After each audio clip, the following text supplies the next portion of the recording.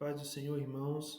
Hoje nós iremos estudar a lição de número 13, que tem como tema Renovação da Esperança. A leitura bíblica em classe encontra-se em João, capítulo 20, versículo 19, 20 e do 24 ao 31. O texto áureo nos diz assim: E 8 dias depois estavam outra vez os seus discípulos dentro e com eles Tomé. Chegou Jesus estando as portas fechadas e apresentou-se no meio e disse: Paz seja convosco. João, capítulo 20, versículo 26. Eu destaquei essa parte que diz, estando as portas fechadas. Por que que as portas estavam fechadas? Os discípulos estavam, naquele momento, frustrados, envergonhados e tomados pelo medo. Mas por que que eles estavam com medo? Eles estavam com medo dos líderes judeus. E Jesus conhecia, sabia do sentimento dos discípulos e, portanto, chega e a primeira frase, a primeira expressão de Jesus é: Paz seja convosco.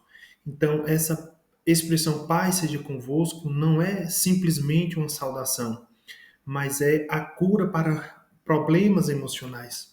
Ou seja, os discípulos estavam com medo. E Jesus chegou com a palavra no momento certo, trazendo paz para aquela ocasião.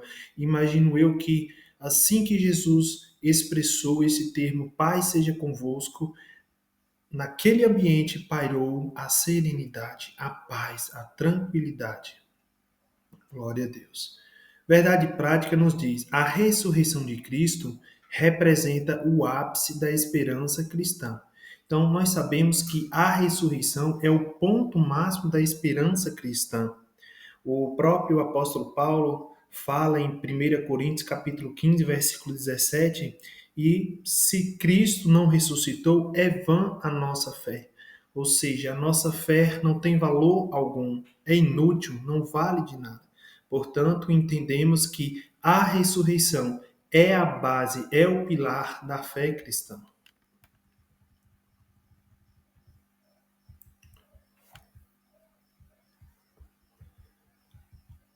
Introdução.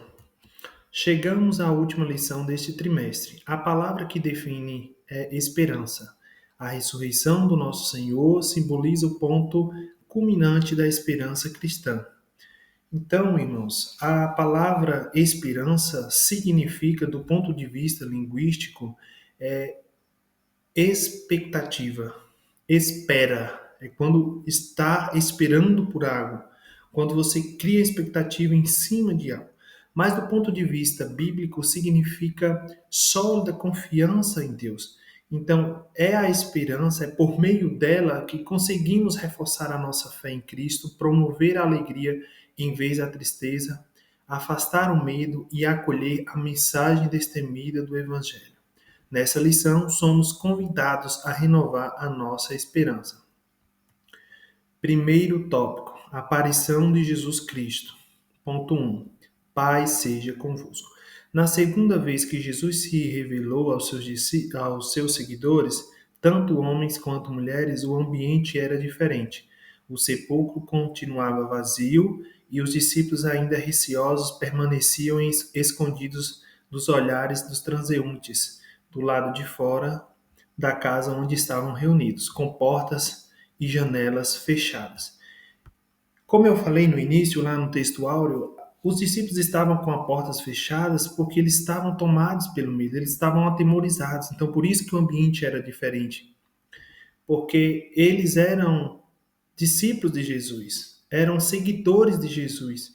E eles poderiam ser julgados pelo tribunal como cúmplices de Jesus, porque eles eram seguidores de Jesus, seguiam os passos de Jesus. Então eles temiam que algo de ruim poderia acontecer com eles. Que assim como Jesus foi crucificado, foi condenado, crucificado e sepultado, eles temiam que isso poderia acontecer com eles. E por isso eles foram tomados pelo medo, estavam atemorizados, estavam angustiados, eles estavam se sentindo desprotegidos. Então, eles estavam em uma habitação, era uma habitação em algum ponto da cidade de Jerusalém. Já não era mais de madrugada no primeiro dia da semana, mas sim à tarde daquele mesmo dia em que Maria Madalena comunicou aos discípulos que tinha visto e falado com Jesus ressuscitado.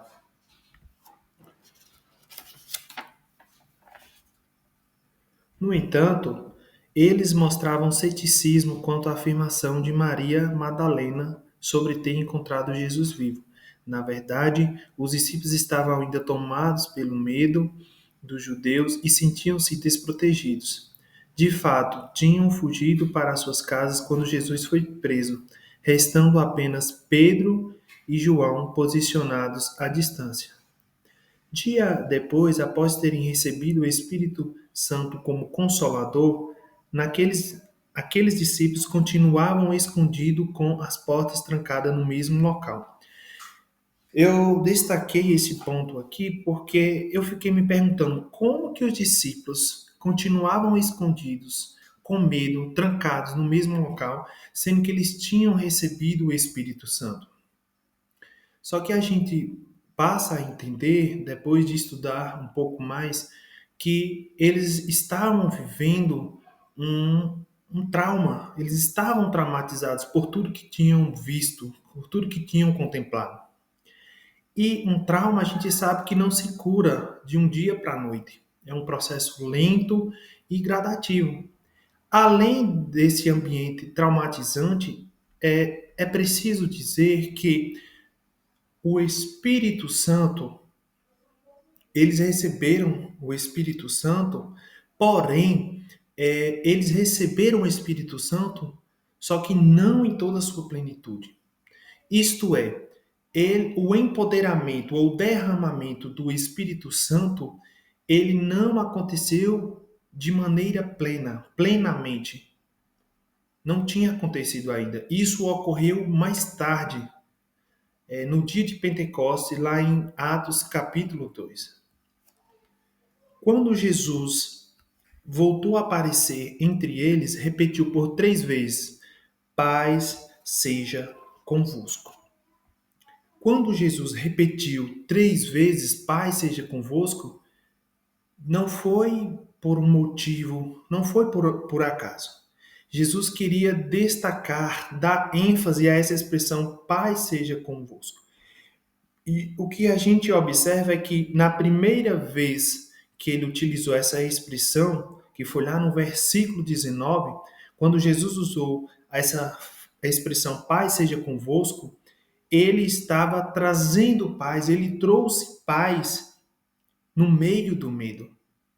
Quando ele trouxe essa expressão a segunda vez, lá no versículo 21, ele estava trazendo paz antes da missão, trouxe paz antes da missão.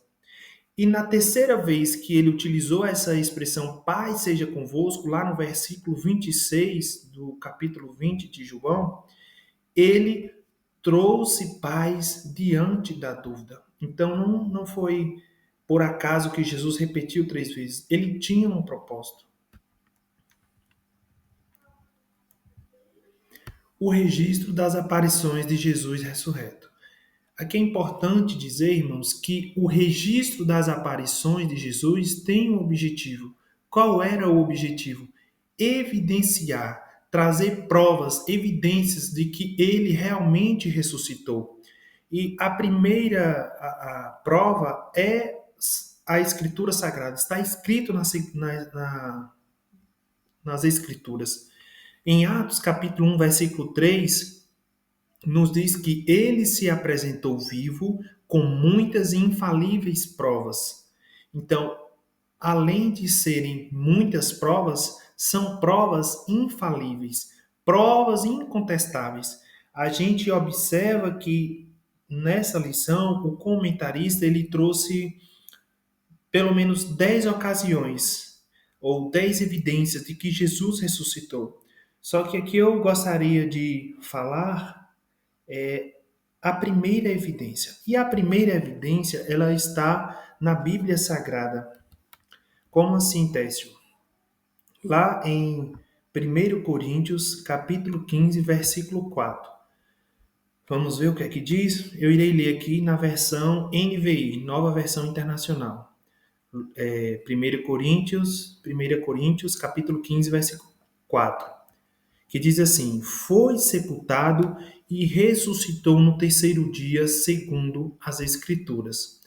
Irmãos, isso aqui é importante porque se a própria palavra de Deus, se a Bíblia Sagrada fala que ele foi sepultado e ressuscitou ao terceiro dia, a gente precisa entender que isso realmente aconteceu. Isso é uma fatalidade. Por quê? Nós sabemos que a Bíblia ela é a inerrante, completa e infalível palavra de Deus. Então, as Escrituras não erram, não falham. Se estar nela é porque realmente aconteceu. Então, o simples fato de estar escrito na Bíblia é uma prova, é uma evidência de que Cristo realmente ressuscitou. Outra evidência está aqui, quando Jesus aparece para Maria Madalena. Então, Jesus apareceu a Maria Madalena junto ao túmulo vazio. E é algo interessante que eu notei nessa parte, é que assim, os discípulos, ou melhor, muitas pessoas ou algumas pessoas podem dizer que o fato do túmulo estar vazio não comprova a ressurreição de Cristo, porque o seu corpo pode ter sido roubado ou furtado.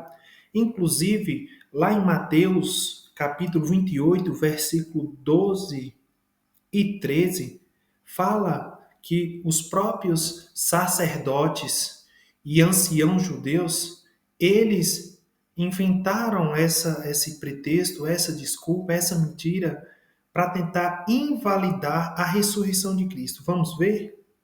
Mateus, capítulo 28, versículo 12 e 13. Vamos ler aqui, que nos diz assim: quando os chefes dos sacerdotes se reuniram com os líderes religiosos, elaboraram um plano, deram aos soldados grande soma de dinheiro, dizendo-lhes: vocês devem declarar o seguinte: os discípulos dele vieram durante a noite e furtaram o corpo enquanto estavam dormindo. Então perceba que os próprios líderes religiosos ou anciãos judeus, eles subornaram os soldados, os guardas, para proliferar uma mentira. Porque o objetivo deles era invalidar a ressurreição de Cristo. Mas com isto, eles validaram. Então aconteceu ao contrário. E por que validaram? Se eles inventaram isso, é porque realmente o corpo de Cristo não estava lá. Então, de fato, o túmulo estava vazio. E se o túmulo estava vazio, é porque Jesus ressuscitou. Outro contra-argumento que refuta a tese de que o corpo de Jesus foi roubado ou furtado está em João, capítulo 20 e versículo 7. Vamos ler?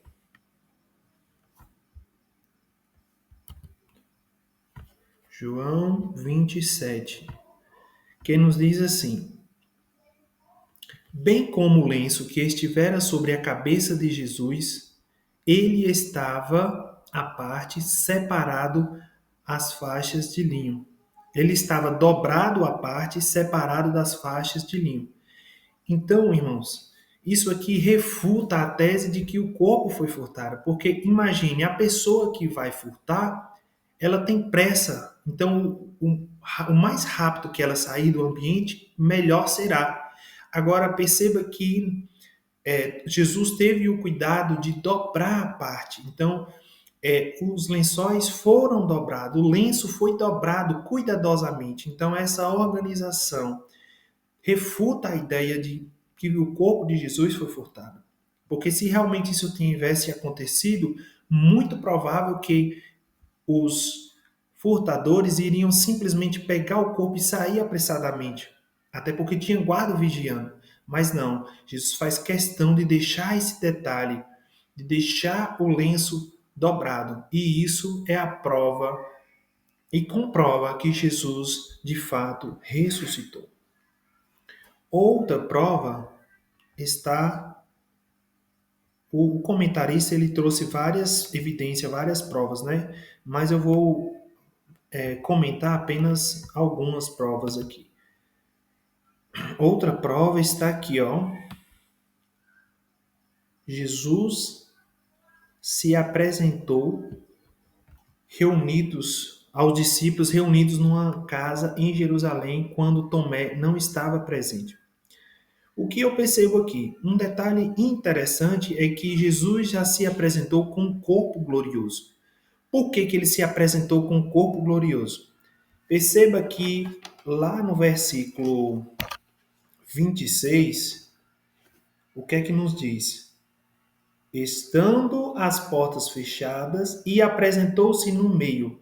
Isso significa que Jesus se apresentou no meio dele e muito provável que ele tenha transpassado, que ele transpassou a parede, transpassou as portas, né? Então, o que a gente pode entender com isso daqui é que Jesus, ele não estava mais sujeito às limitações físicas naturais. Ele não estava mais sujeito às leis físicas, ou seja, não estava limitado à matéria, como nós estamos, como os nossos corpos estão.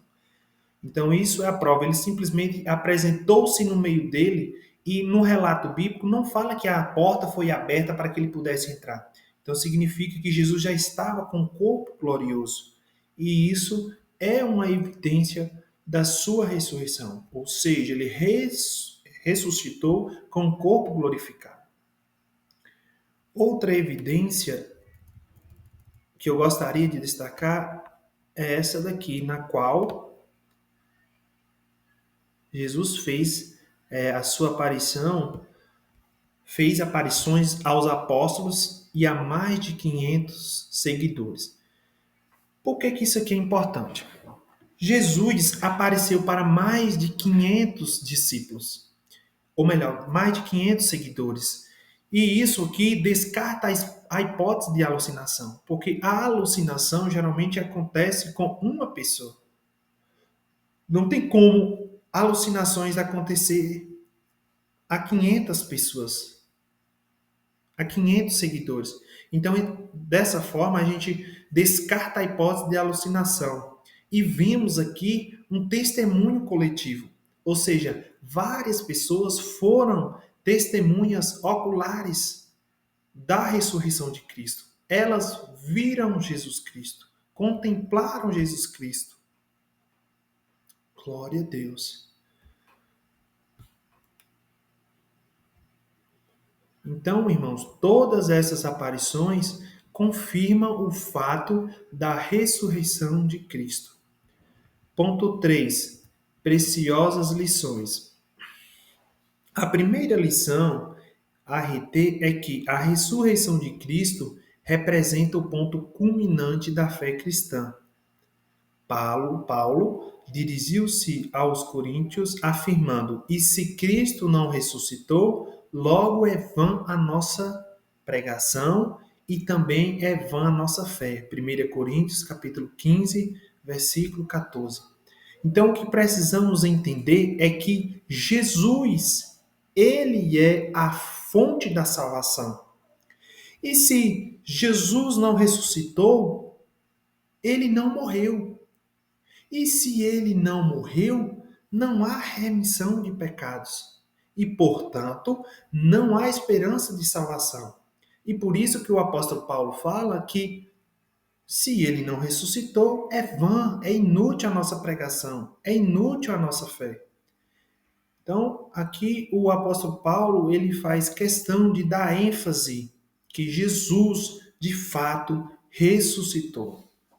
E essa é a base, é o ponto culminante da nossa fé.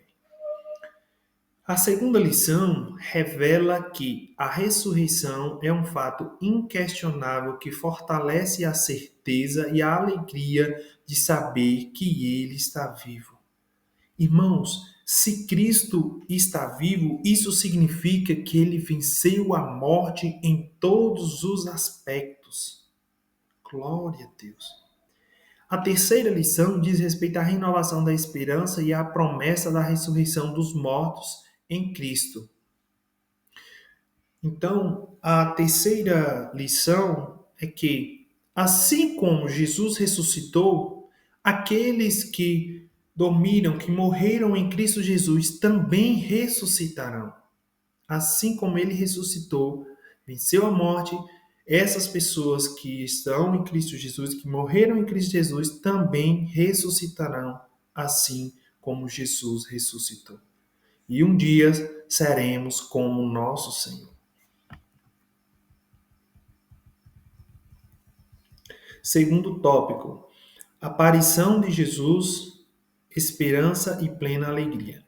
Primeiro ponto, o medo deu lugar à esperança. Com a crucificação, morte e sepultamento de Jesus, o medo, a frustração e, por conseguinte, a desesperança surgiram.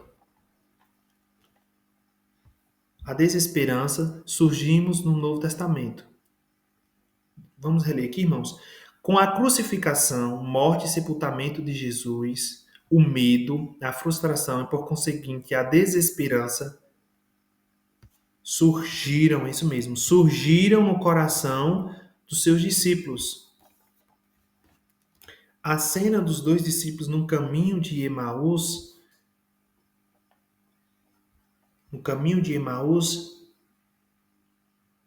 ilustra perfeitamente esse estado emocional dos seguidores de Jesus. Então, irmãos, o que a gente observa é que os discípulos no caminho de Emaús, eles ainda não estavam com dúvida, estavam confusos. No entanto, quando Jesus se revela a eles, os seus rostos transformam-se imediatamente. Assim, a esperança substitui o medo e a frustração. O Cristo que venceu a morte renova a nossa esperança e afasta a desesperança. Segundo ponto, a tristeza deu lugar à alegria. Quando se apresentou aos discípulos e lhes trouxe a paz, os discípulos lhe alegraram ao ver o Senhor. A magnífica notícia da ressurreição do Senhor e a sua subsequente aparição eliminaram a tristeza dos discípulos e encheram seus corações de alegria. Estar na presença de Jesus Cristo ressuscitado é promover uma vida repleta de alegria, onde mesmo nas situações mais difíceis conseguimos manter nossas capacidades de nos alegrar no Espírito de Deus. Então, perceba que essa alegria de ter o Espírito Santo habitando em nós, ela nos traz paz, mesmo em situações complicadas, situações difíceis. Essa mesma alegria Paulo e Silas tiveram quando estavam na prisão. Mesmo na dor, mesmo na angústia, mesmo sabendo que estavam presos injustamente, eles louvavam ao Senhor e se alegravam no Senhor. O que é isso, irmãos? É a paz, a alegria que só Jesus pode dar. É a paz que excede todo entendimento humano.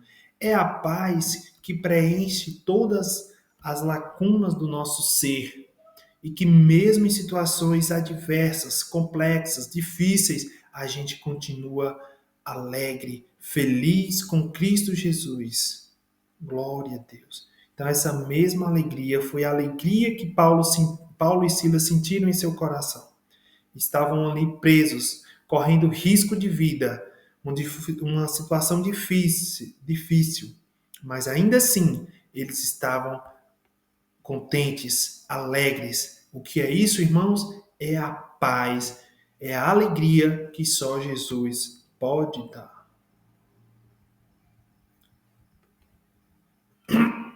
A esperança Esperança e alegria, ponto 3. A esperança e a alegria são algumas das virtudes cristãs mais relevantes que encontramos no Novo Testamento. O apóstolo Paulo refere-se à virtude da esperança junto à fé do amor. Na carta aos Gálatas, o apóstolo menciona a alegria como um dos componentes do fruto do Espírito. Assim, tanto a esperança quanto a alegria estavam presentes na manifestação de Jesus a seus discípulos. Portanto, se cremos no Cristo que venceu a morte, estas duas virtudes devem ser evidentes nas nossas vidas com Ele. Então, irmãos, a esperança e a alegria são duas virtudes que devem ser evidenciadas, devem ser claras, devem transparecer nas nossas vidas. Glória a Deus. Porque Cristo que venceu a morte, se cremos no Cristo que venceu a morte, nós temos alegria e esperança nele. Glória a Deus.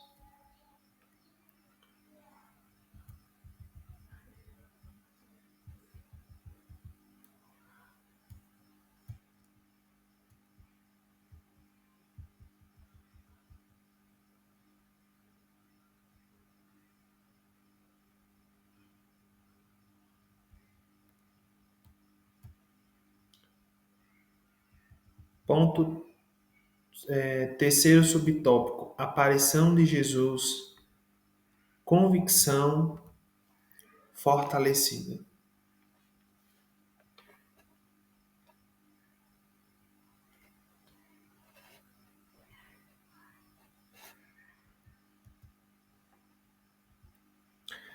Primeiro ponto, as dúvidas dissipadas. O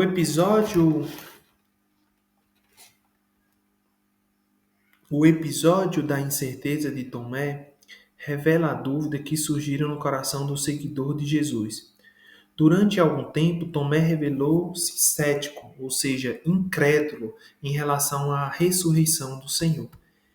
Essa parte, irmãos, eu achei interessante porque aqui o comentarista fala, né? Tomé revelou-se cético em relação à ressurreição do Senhor. Mas é importante mencionar que não foi só Tomé que estava com dúvida. Os discípulos também estavam com dúvidas. E a título de exemplo, a gente vê lá em Lucas, capítulo 24, verso 24. Vamos ler? Vamos ver o que é que está escrito em Lucas 24, verso 24. Aqui fala acerca dos discípulos no caminho de Emaús, certo? Então leiamos. Alguns dos nossos companheiros foram ao sepulcro e encontraram tudo exatamente como as mulheres tinham dito, mas não o viram. Perceba que ele afirma, olha, o que as mulheres falaram está correto, está coerente. Por quê?